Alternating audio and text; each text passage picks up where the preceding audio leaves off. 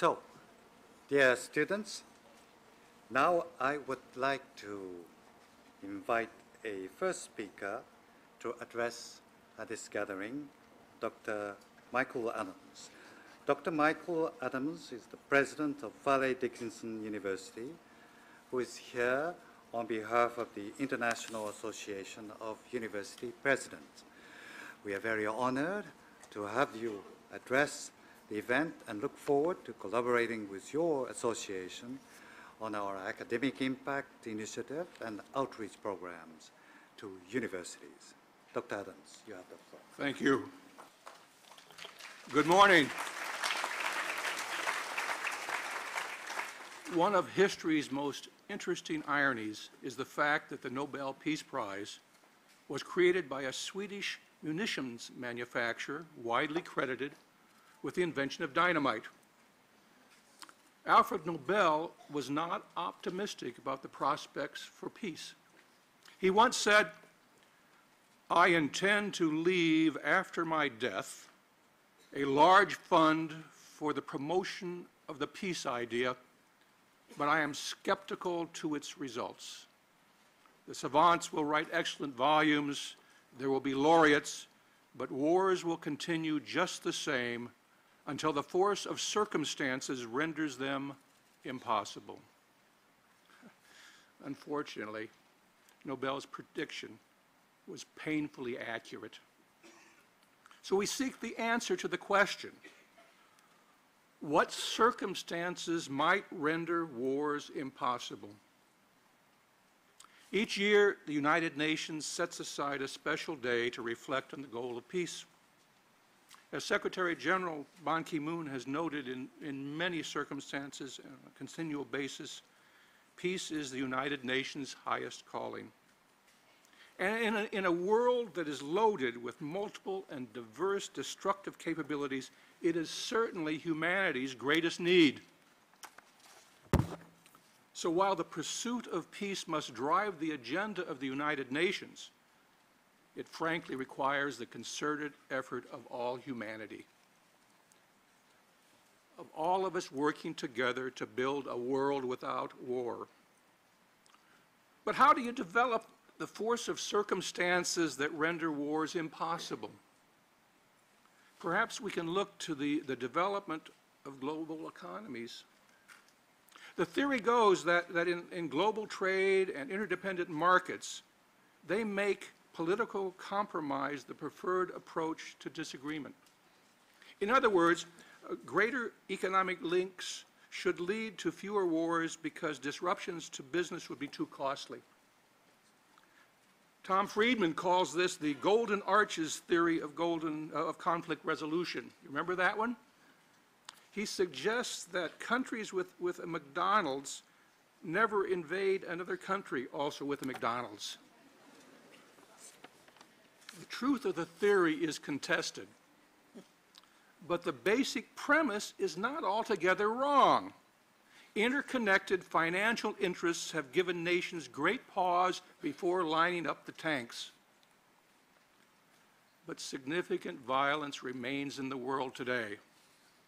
Globalization has brought us closer together and in ways unimagined even a decade ago. But does it create circumstances that render wars impossible? Surely there is a developing sense of interdependence and responsibility for global challenges and causes. Many of us do understand we're all in this together. Yet we must still contend with centuries of conditioning in which people have been raised to think in terms of us against them, and them as anybody different from us. The great educator Maria Montessori once said that politics can keep us out of war, but lasting peace is the work of education. The role of education in a world marked by intolerance and lack of understanding of each other becomes vital.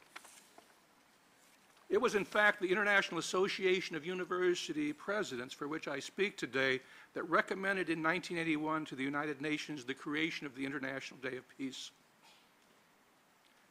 Now, educators must come together across borders to develop global lessons and help prepare world citizens. Violence can only succeed when we dehumanize others.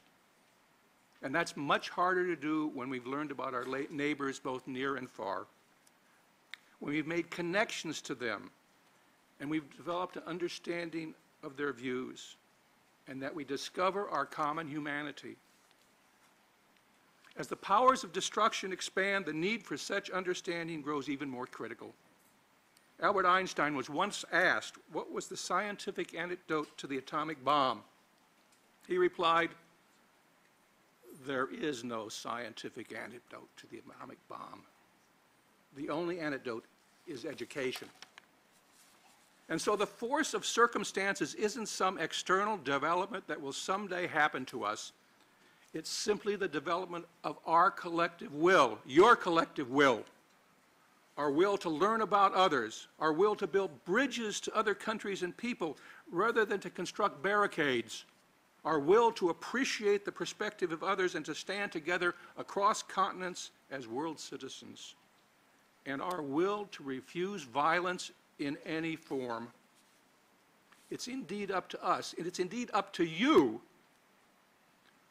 Our enemies are ignorance and intolerance, and in the face of these enemies, we must continue to believe in each other and the promise of peace. The International Association of University Presidents salutes the leadership of Secretary General Ban Ki-moon and embraces the goals of the United Nations. We must believe that education is the path to peace, and that our steps together along that path will build an irresistible force and a new world. Thank you.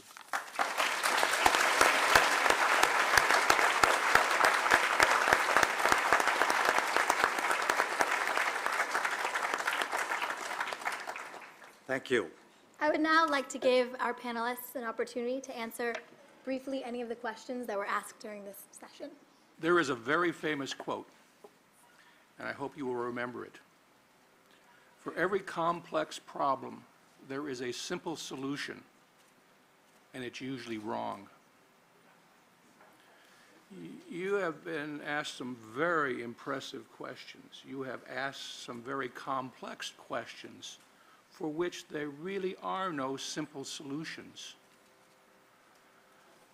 From the view of education, the solutions lie in you, and it's up here. The issues of disarmament are your attitudes of understanding. Conflict grows because people, it's us against them, and you have to reach up here and recognize that. My grandmother told me once that, Michael, you carry a suitcase, and in that suitcase is all the knowledge and all experiences you've ever had. And when you meet somebody else, they're carrying a suitcase too.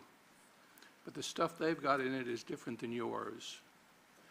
What we need to do is come together and open our suitcases and figure out that by working together we can solve these problems. And in fact, the answers to these major problems are not here, they're there. And what you've got to do is have a new skill set, a new attitude, a new understanding, so you all can come together from different backgrounds and find solutions to the problems we haven't. Now, we're working at it. We're working at it really hard. But not one of these questions has a simple answer. You must remember, it's up here and you. We have great confidence in you because we're going to give you the world in a few years, and we're going to count on you to solve some problems that we haven't. But we're working at it.